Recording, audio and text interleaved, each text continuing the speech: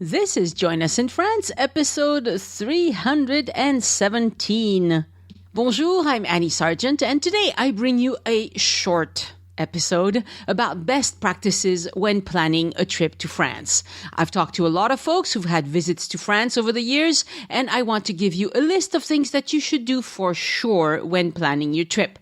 There are a lot of great resources out there, and some of the best ones are in French, so I'll give you the French terms you should use when doing your searches. Thank you, patrons, for giving me a precious gift, the time to produce this podcast. By becoming a patron, you join the team of folks who love France and want to hear all about it, which makes me very happy and makes you very happy too, I hope. A big thank you also to all of you who buy my cookbook, Join Us at the Table, and my voice map tours of Paris, or make purchases through my Amazon affiliate links and spread the word about this podcast. You can see all of that on joinusinfrance.com/boutique. Show notes for this episode are on joinusinfrance.com/317, where you can see a recap of what we've discussed, as well as links to relevant resources. Follow Addicted to France on Instagram, where I post photos of France and photos that illustrate a particular episode. And as always, the best way to stay in touch with me and with the podcast is to sign up for the newsletter at joinusinfrance.com/newsletter.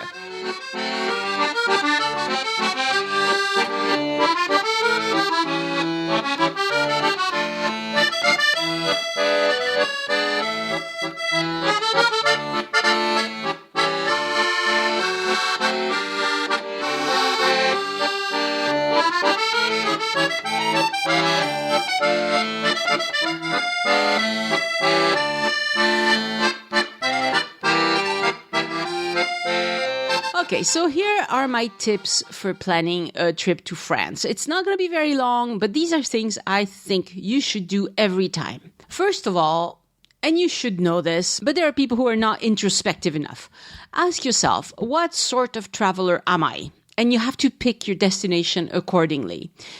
If you like to sleep in the same bed for a while, go to a city that has plenty to offer. So that would be the biggest 5 or 6 cities in France. Or to an area where you can take a lot of day trips. On joinusinfrance.com, we share lots of day trips you can take from Toulouse and Paris, but any city has great trips you can take just by Googling them. In French, you would Google the term que faire autour de and the name of the city. And it'll be written out on the website on joinusinfrance.com/317, the numeral. If you're not in a big city, you will spend time in the car. It's one or the other, okay? It shouldn't be a problem for most Americans, but even in a city like Toulouse, once you've been here for 2 or 3 nights, you'll run out of new things to do unless you hop in a car and explore. This is also true of Bordeaux, Lyon, etc. However, if you go to the French Riviera, you'll be able to do it all by train. So it's also worth looking at regional trains, because sometimes some regions have more than others, and some regions like the French Riviera have more to do than other places without going very far. There are also quite rural places in France where it's possible to do day trips and go to sleep in the same bed every night. So, for example, Normandy or the Dordogne come to my mind. French roads are pretty easy to navigate, especially if you have a GPS. So if that's important to you, pick those areas. And also, now that electric assist bikes are so common, I wonder if more people will use those to explore, 20, 50, 70 kilometers around a town, a city, without breaking into much of a sweat. French people have taken to electric bikes like crazy. I mean, French people like all bikes, to tell you the truth, but it's much easier if you have an electric bike.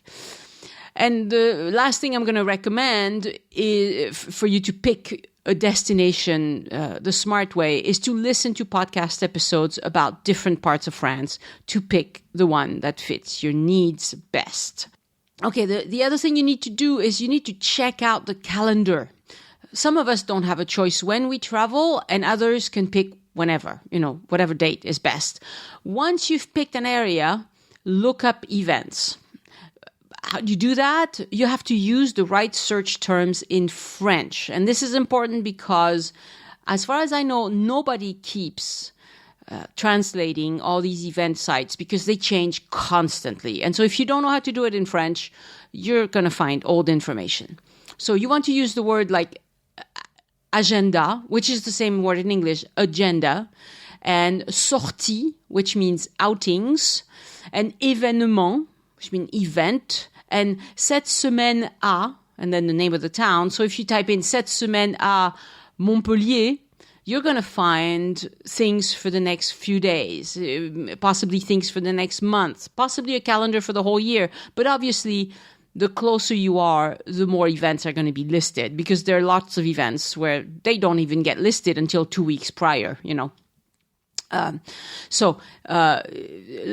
Again, you can see all of these things written down on the show notes for this episode.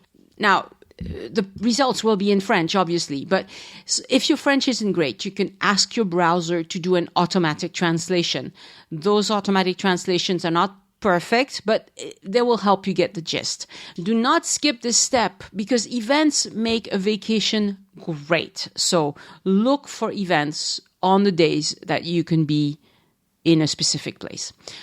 Another thing you need to do is check out the tourist office before you go. You should do, if you haven't done it, that's the first thing you should do when you arrive somewhere.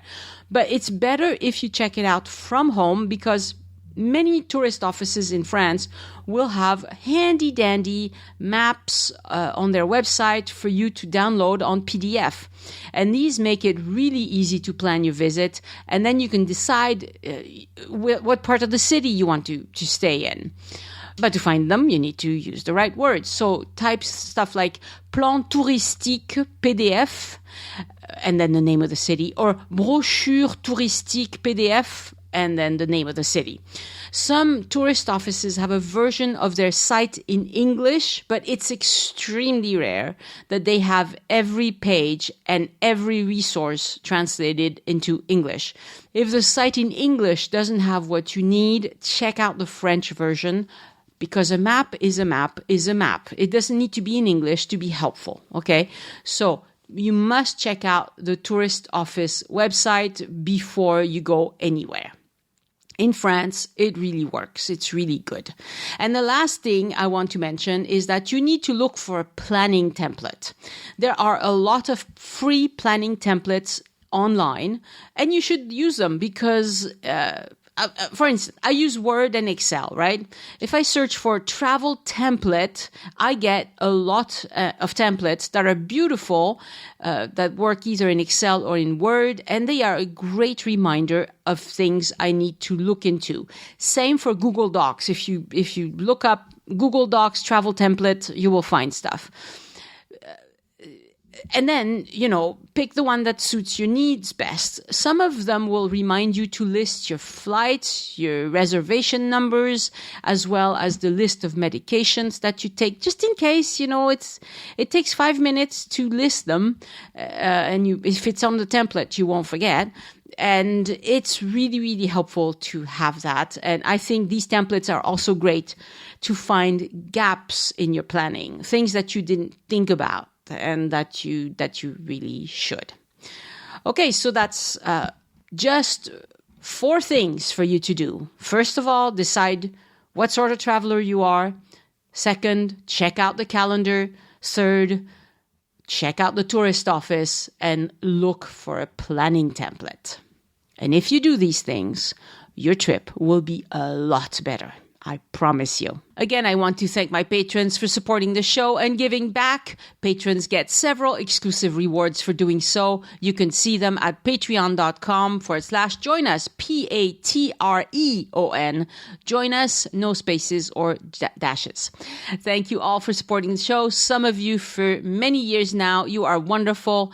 There will not be a shout out to new patrons this week, but in all honesty, I am recording this 4 days in advance, so that's why. But thank you, Annie Gauthier, for going to a yearly pledge. And this person has a lot of French in her. Born Anne-Marie Saint-Romain and then married a Gauthier. She might as well be a Parisian. I published the Lunch Break French reward for patrons this week. This time I'm trying something new. It's a short story followed by a vocabulary section, questions about what I just read to you, a discussion you could have if you're practicing your French with a tutor, which is always a good idea, by the way. Hire a French person to tutor you in French. And exercises also, because practice makes perfect. You get a PDF and a recording of the whole thing too in your Patreon reward. I am very happy to report that in 2020, I produced 52 episodes of the podcast, which was not a given because the pandemic hit. Half of them were trip reports. The other half were with Elise or just me. Going forward, until more of you travel, it may be more of Elise and me, but hey, that's okay, I suppose. And if you'd like me to take the steps I've outlined here for you and add my French insight, you can hire me to be your itinerary consultant. It'll cost you $50, but you get a custom itinerary that will fit your needs and save you a lot of time and the input of a local. What's that worth to you? Email Annie at joinusinfrance.com to set that up and write itinerary review in the subject line. And I've started working on recipes for a second cookbook. I've made several soups because we have some great winter comfort foods in France. My personal update this week, well, nothing much has happened. I'm recording this before Christmas to be released after Christmas. So Christmas will happen in the meantime. But I want to talk about something that somebody posted on the Facebook group. The question was, when will it be safe to visit France? And this person wrote, he said, more likely it will be spring of 2022. He says he's not a pessimist. I beg to differ. He's a realist. Okay. With a bit of, Anyway, and then he explained why a little bit. He says the basis for my prediction is reading about vaccine plans and rollout programs in France. Those won't even start until April 2021. He's incorrect about that. Also, my reading in English language French newspapers, that the French have a history of resisting taking vaccines. Yeah, some of that is true. Finally, one of my best friends is retired and lives in rural France.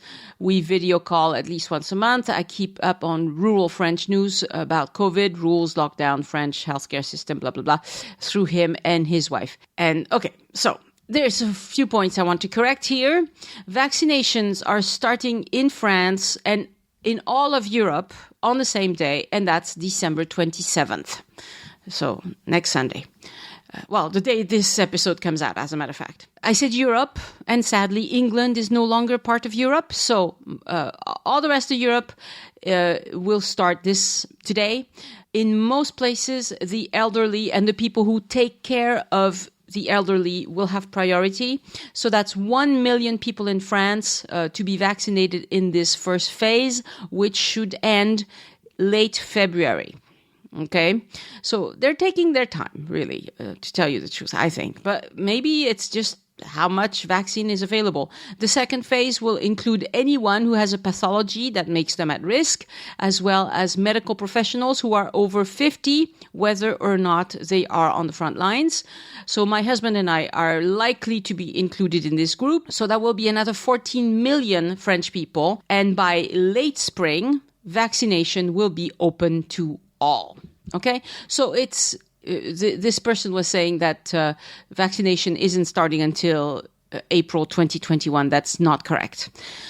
Now, one thing he was correct about is that vaccine hesitancy is very real. In France, the WHO, so that's the World Health Organization, has published a report that indicates that French people have the highest level of vaccine hesitancy in the Western world.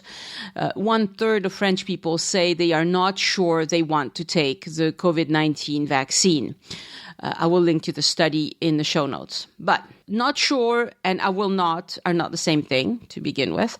And also, it turns out that the more you have access to healthcare, meaning places where healthcare is affordable and readily available, the more you can poo-poo vaccines. Countries like Egypt, where they see infectious disease all the time and where healthcare is at a premium, leads them to take vaccines with open arms because they know what vaccines can do. In France, we haven't had any problems. We're cool. We're good. You get sick, somebody takes care of you. It costs you nothing. So I, for one, will take the vaccine the minute it's available to me. I know I would get great medical care if I got sick, but I do not want to catch this thing, even if they can fix me up. The vaccine will not be mandatory in France, but it's possible folks who choose not to be vaccinated will experience restrictions. It's possible they'll have to be tested repeatedly or some such. I don't know. It hasn't been decided yet. I think international visitors will be able to come to France by fall 2021. Again, there might be restrictions.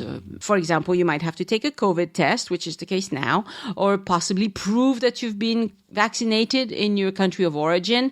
I'm just speculating here. None of this has been decided. But I think September or October 2021 are a fairly safe bet for when international travel for leisure can resume. And to all the gloomy gusses out there, let me remind you that this sort of pandemic that goes out of control only happens about once a century. Been there, done that for our lifetime. So hopefully next time there's a strange new disease killing people for no apparent reason, we will pay attention and we'll be on the ball. I wish you a peaceful New Year's celebration. We won't do anything crazy at my house. That way we can live to see New Year 2021. If you enjoy the show, introduce a friend to the podcast and show them how to listen. We're on Apple Podcasts, all podcast apps, Spotify, Amazon Music, Audible, Pandora, and you can ask your smart speaker to play Join Us in France. And of course, you can also listen on joinusinfrance.com. Next week on the podcast, an episode about house hunting in France with Wendy Sherwood. Send questions or feedback to Annie@joinusinfrance.com. Thank you so much for listening. Let's hear it for a new year. I hope you join me next time so we can look around France together. Au revoir. The Join Us in France Travel Podcast is written and produced by Annie Sargent and copyright 2020 by Addicted to France. It is released under a Creative Commons Attribution, Non-Commercial, No Derivatives license.